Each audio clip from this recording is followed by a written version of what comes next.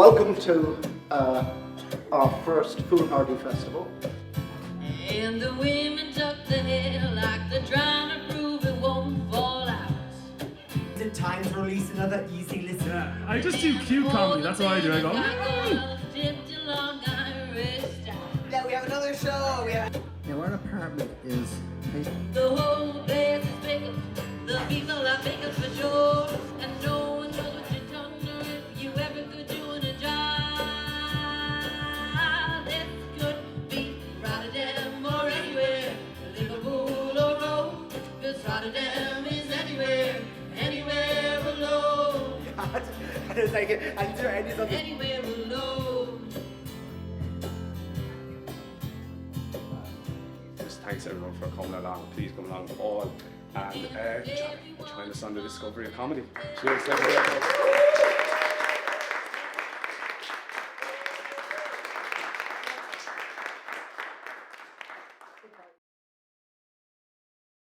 But I try to stay positive about these things. I feel like a lot of life's the way you look at it, you know? And the way I look at it, my hand comes with a built-in vibrator function. Yay. Just thought I'd throw that one out there. I am single. Bisexual. Like, not very choosy at all. And I think there are some people here who I did not sleep with during the years 2012 to 2014. I actually write material because comedy is subjective. What's funny to you might be funny to you, might be funny to you, might be funny to you, hopefully funny to Ollie. But like, I'll give you an example of why it's subjective. I used to go to school with a lad who was lactose intolerant, and we always used to call him Mr. Milky Shits. And hilarious for us, but years of therapy for him. We shortened it to Milky after a while to be less cruel, but he didn't like that either, but fuck him anyway. He can't even eat cheese as well. Research on the internet because I don't leave the house much because I'm an introvert. If you don't know what an introvert is, an extrovert is someone who gains energy from being around other people, and an introvert is someone who gains energy from telling you that they're an introvert. And that's my one. I am just buzzing right now. So I find parties quite difficult. I don't get invited to many anymore, to be honest. I'm 37, it's been a while. But when I did, I needed a way to get out of conversations. When I'd done my two questions that I do, which is what's your job and do you like your job? If I have to get to a third question, things are going to get weird. I'll be like, does your face bring you joy? I don't know. Goblins, goblins, goblins!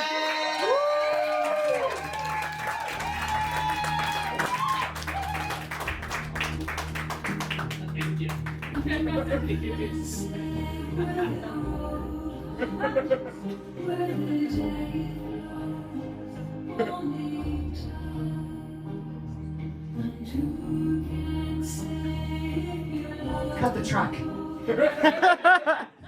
Don't need to hear myself sing. Day 600,004 of my isolation.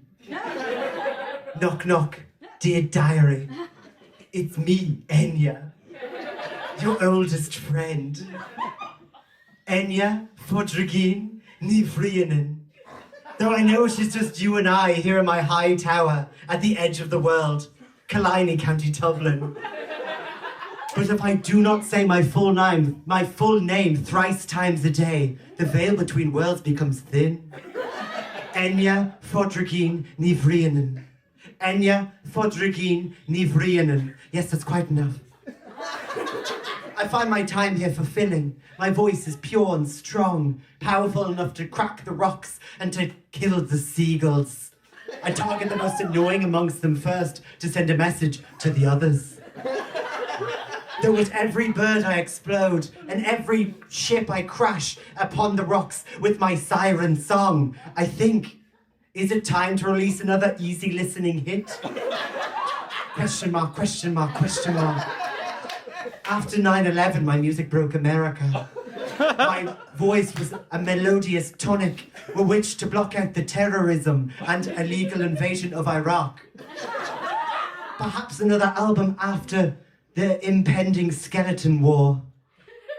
Question mark, question mark, question mark. Another quick decade to ponder. Shit. My name is Aidan. Some lad down there thinks I'm hammered. My name is Aidan Green. The first thing I always have to say is that I have a stammer. I was supposed to be doing 20 minutes, now I'm only doing 6. So that'll probably just be one joke. That's it. So it's good to be doing live comedy again. I did a lot of gigs on Zoom, and because of my stammer, they weren't great, okay? Every gig I did on Zoom, I could see everyone's face on the screen, and I could see every single one of them trying to figure out whether I was stammering or buffering. At one stage, one of them left his microphone on, and I heard him say, "Lads, I wonder if it's a hate crime if I switch him off and back on again." Now, he didn't also have a stammer. That would have been a massive coincidence. And then it was always my obsession, and and I suppose comedy was a way I used comedy in my everyday life from a very early age to mostly deflect from bullying and so on. Being a very small, skinny ginger child, you tend to draw bullies like moths to a flame. A man, it's usually very, very kind of like laddie, sexual kind of humour, and kind of like the stuff that is funny when you've had it like 3 or 4 pints on you and you're for a Friday night, and it's kind of like rough and ready jokes and slagging off and all that sort of thing. And that's like, that is great. It's not like there's a problem with that. But I do think back a while ago, that was very much what was on. Now it is a bit of what is on, and then there's people talking about their mental health, people talking about, you've got a lot of queer acts talking about their identities, you've got people who are doing kind of stuff that's like got a little bit more of like clown work and like stranger stuff just on stage in front of you with a little bit more kind of artifice and things like that. Sometimes I'm not wearing braces and people don't realise that I'm queer. And they'll come up to me after the gig, people who I like went to school with and shit, and they're like, "Jesus, are you bisexual? Since when are you bisexual?" I'm like, "Oh, when did Christina Aguilera drop the music video for Dirty?" Because it was at like around that, it was at exactly that time. Yeah, it's hard part going in the middle of an act, like some of the bits get covered, like the hemorrhoids and slots and your one's bitch mother and Coronavirus this, Love Island that. It's incessant, like Fuzales of the mind. The Leo Varadkar boy knows well that a serum made from my ancient blood would eradicate all disease. However, he refuses to do the ritually required humiliation dance. And he will give me no virgins to sacrifice. He keeps all of the virgins for himself. Selfish.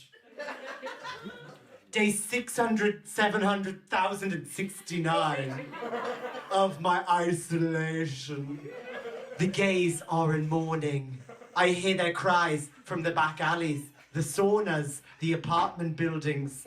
Their pride parade was cancelled because of novel coronavirus.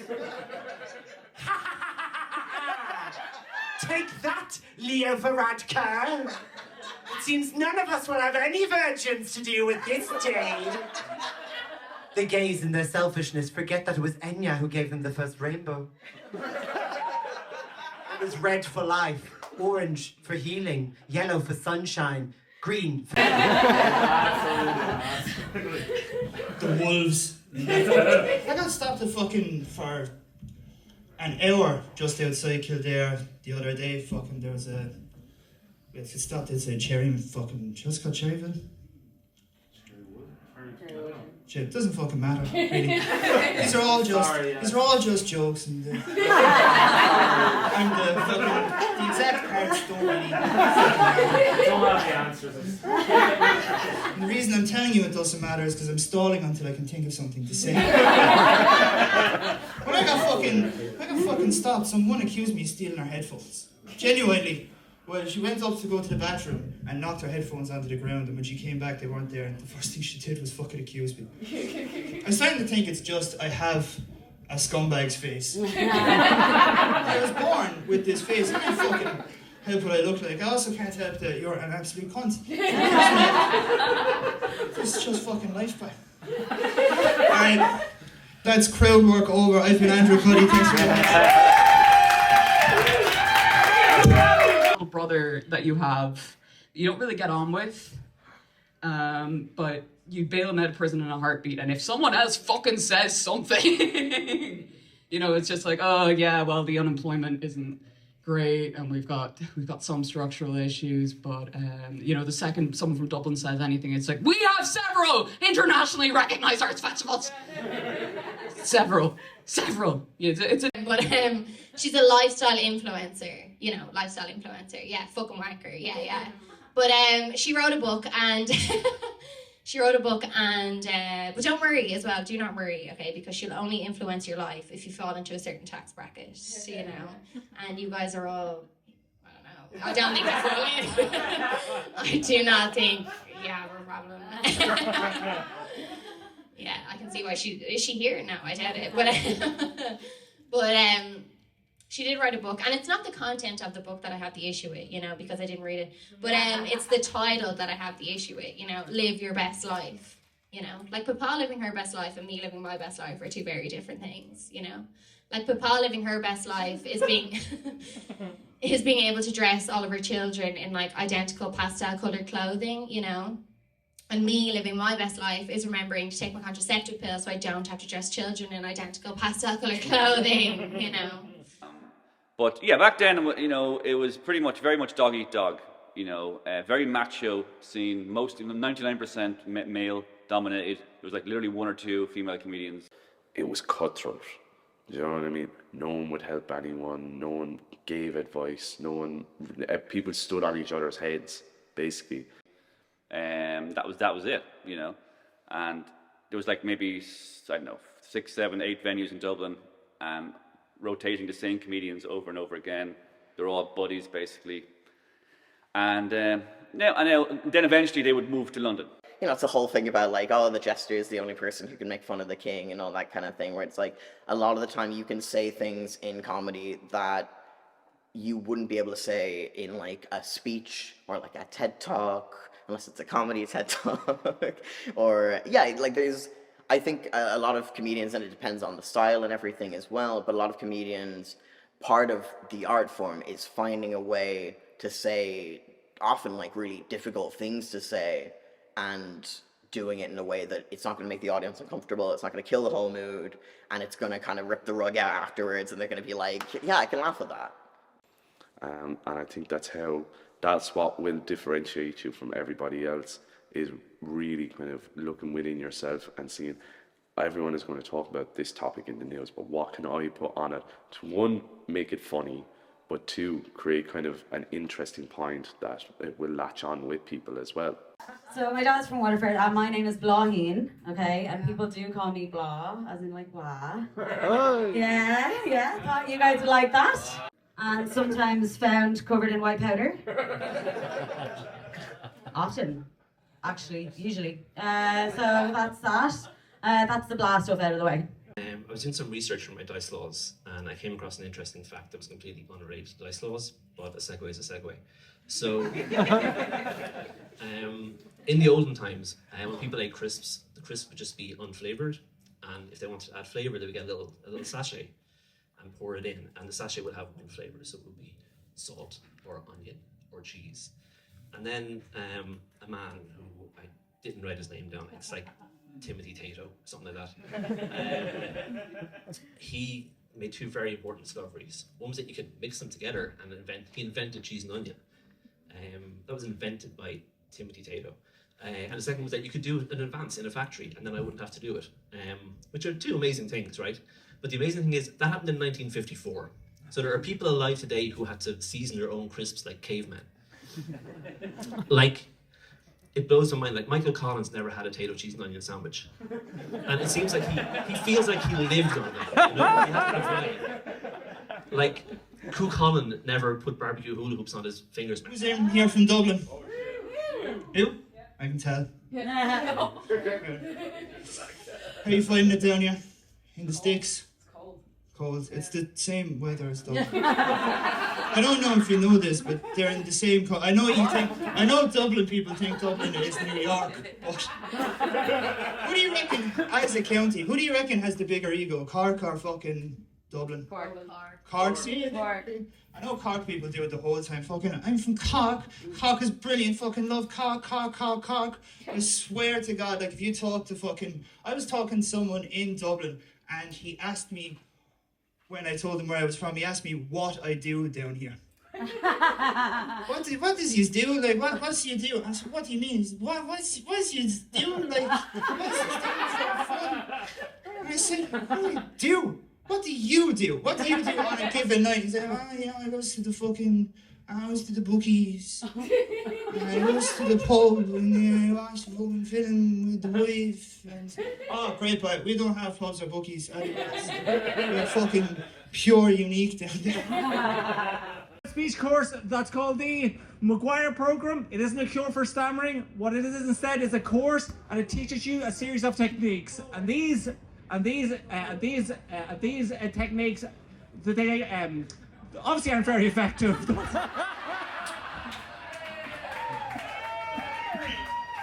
I tell you, I'm not a great advertisement for this fucking course.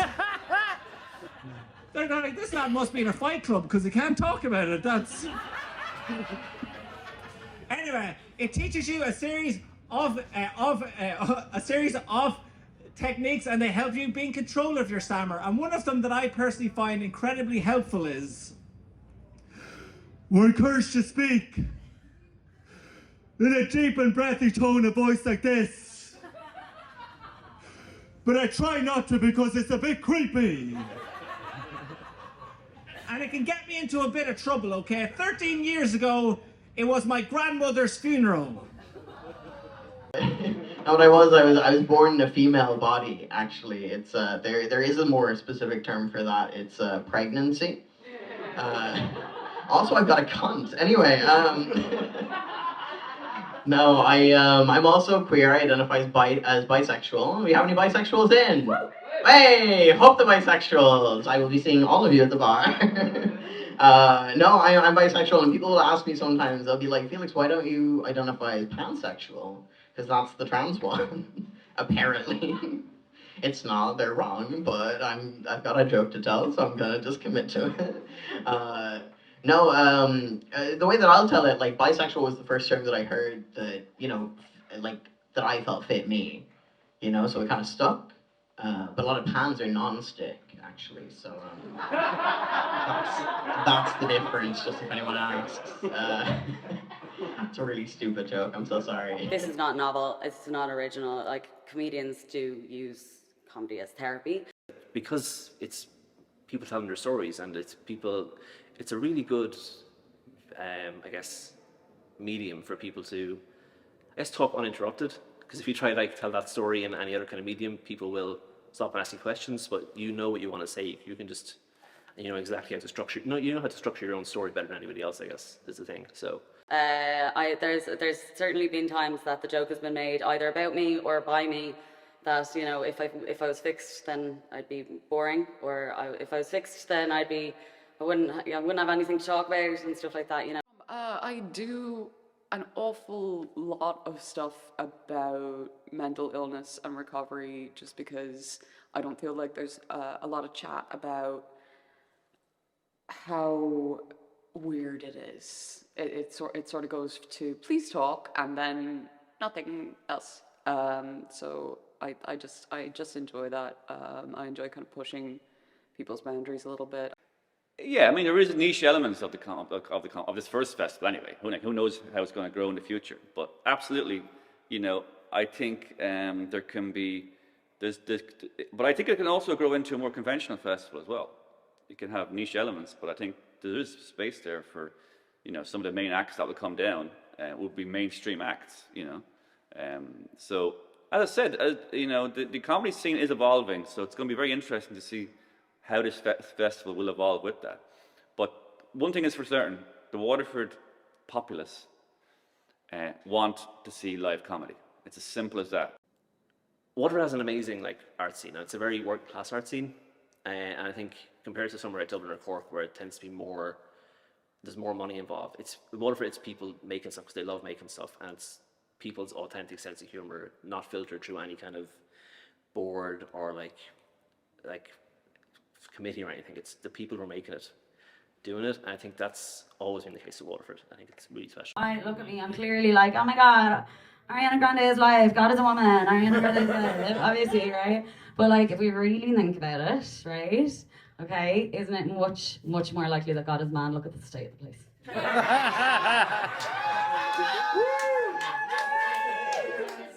If God were a woman, all right, War would be the name of a lesbian nightclub. Okay? And we'd all be walking around, tits out, bums out, and no fingers and bums without consent ever. Right? If God is up, did you say, no? Get out! Get out! Just like, don't announce yourself during my set as a sexual assailant. I'm from Dublin. I will beat you up. Like, what's wrong? No, it's okay, I'm sure. I'm down. No. Just shush in the meantime. I will, I promise you I will pick on you later. I promise. I promise you. I can't wait. Ooh, but your time for speaking is over. Okay. Oh, God. Yeah, no, God, definitely a man, you know. Like, and do you know what he is? He's a bad dad. You know? He hasn't made alimony in a while, you know, forgets to pick you up from school because he's too busy smoking meth with his friend Rooster. You know, like, God's the kind of dad that he'll buy you drugs, but he won't come to your graduation. You know? It's like, see you on the next visit, God, to prison, you know? God belongs in prison. That's what I'm saying. That's really what I'm saying. But anyway, so I was in this church, okay? And I was doing, like, this is the thing. The funeral was going on, fucking going 90. And he was 90, so. It was in his honor. Trying to kick it off. So I'm sitting there, right? And I'm in this church, and like I said, I don't know how to carry on, and I'm not saying the prayers. Now, the reason I'm not saying the prayers, first and foremost, is I don't know the prayers, because I grew up speaking Irish and singing in an Irish choir. So I know the prayers as Gaeilge, but I don't know them as Béarla. But to be honest, even if I did know them in English, I still wouldn't be saying them, right? And not because it's like, oh, I'm not religious, like, I'm not religious, but I am a respectful person, okay? And that's what it is. It's like, I just don't want to be disingenuous in the Lord's house, you know? Like, my house is very open. You can come along to my house if you want, you know, have a little giggle, have a little tee, have a little kiki, okay? But if you start trying to preach about celibacy here, that's not the religion that we practice. Okay? It's either blowjobs or get out. Or a bit of fanny licking. I do that too, obviously. Yeah, no, and people do ask me as well, like, why is my comedy so heteronormative? And I know, especially at a token straight gig, like, why is your comedy so, because my friends do know that I have sex with men and women and everything between, you know, every person in between, okay? Not like fucking tables and chairs, all right? A lot of dildos, though. A lot of those. But, like, you know, people do ask me, you know, why is it always about men, you know? And I'll tell you, I'll just, like, settle the record, okay? I do have sex with women as well. It's just that I don't have to talk about them on stage because they're not mean.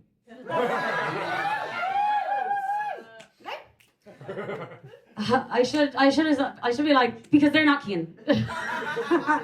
No, but I won't. So yeah, like I'm sitting there and I'm not saying prayers, all right? And I'm looking around and I notice that there's one other person not saying the prayers. Now it's a young man. He's probably no older than 17, and he's in the first row in the first chair. Okay, he's the closest person to the priest, wanking distance.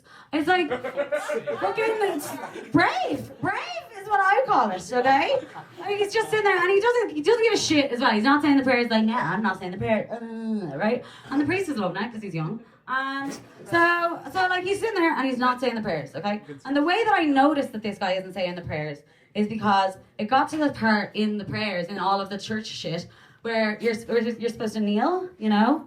Right? You know that part where you're supposed to kneel? I just did it automatically. Because it's just day to day, isn't it? But yeah, so this guy, that's when I noticed him, he hadn't knelt, okay? So, and he's not saying the prayers. So I'm looking at him, right? I'm looking at him at this funeral, right? I'm looking at him. I'm like, this child thinks he's less religious than me, right? So what's happened here, folks, is I've gotten in an imaginary competition with a child at church. Okay, I've gotten competitive with a child at church. All right, and he doesn't know about it. Okay? So, like, nobody's winning, all right? Certainly not me. But I'm looking at him, I suppose, like, I was so bored, I was just like, oh, well, we'll fucking see, okay? Because I know that the communion's coming soon, and I know that I'm not going to take communion. I'm not religious, okay? But I also know he's in the first row, in the first pew. He's the closest person to the priest. And I know that they're going to come down with communion, and this is the kind of church where they're going to offer it to you on the tongue or in the hand, all right? I just know that. I just know that it's one of those churches, and I know. And I'm like, let's see. Let's see him say no, because, like, then you have to look the priest in the eye and say no. You basically have, you'd be like, fuck yourself. Like, you literally, I would never, like, this is the thing. And, you know, so, like, I was like, let's see. Let's see, can he do it? Let's see, can he say no to the priest? Let's see, Oh, he can. Oh, he can, yeah, he can. He did, yeah. Okay, great. So then I'm sitting there devastated because I've lost the competition. No one was winning the competition. And I'm also kind of devastated because I know, in my heart of hearts, just like integrity-wise, I know that if the priest came down to me and offered the communion to me, like on the tongue or in the hand, I would not be able to say no. I would just take the Kool-Aid. Bread, sorry. I just take it, okay? Not least of all because the priest was a bit of a daddy type, so I'd be like, yeah. So yeah, so that's Sometimes a thing which I would ask is, I would say, is there anyone here who's any questions about stammering? I stopped asking that question because recently I was doing a show and a woman asked, do you stammer in sex? And I said, I am not a vibrator. But the goal of her to think that an Irish man would speak during sex. At most we'd say a decade of the rosary, that is it. Like, you know, shouting back at the comedians, which you're not meant to do because it's not fucking sound. And he shouted at me, he's like, here you fucking, like, your comedy is fucking shit. Like, blah, you're fucking disgraceful, blah, blah, blah, blah, you're fucking shit, blah, blah, you're a disappointment, blah, blah. It kind of took it out of me because, you know, like, fucking, I asked my dad not to come to the game. And he made me top and tail so it wouldn't seem gay, which I think is fucked up and homophobic. Oh, what's going on with shampoo? Come on, seriously. I mean, shampoo, is that the best name for, you know, a hair thingamajig? You want me to put poo in my hair, and it's not even real poo, it's shampoo? You want me to put fake poo in my hair? Fake shit in my hair, what's going on? I think all artists can make a living in Ireland. It's about changing the perspective of the way that artists are paid, and in terms of how venues work with, like when you look at what goes on, everything happens on the weekend in the back room of a pub. Do you know what I mean? Why isn't there a show of a Tuesday evening at 7 o'clock that people can go to after work? Do you know what I mean? And like, there's not alcohol at it. People are just having water or coffee or whatever. There's this whole kind of ideology tied into kind of like a drinking culture within Ireland that everything only happens because there's alcohol there. But if we can kind of try and change the perspective on that, open up venues to kind of the ideas that, you know, something can happen on a Wednesday evening. Everyone doesn't have to be drunk to enjoy themselves. They can just come to a show and enjoy themselves. I think then you'll see there's more work coming out of it. The development of shows will be better, and then, you know, the money comes rolling in. The Foolhardy Festival is going to become a huge success. It already is a huge success.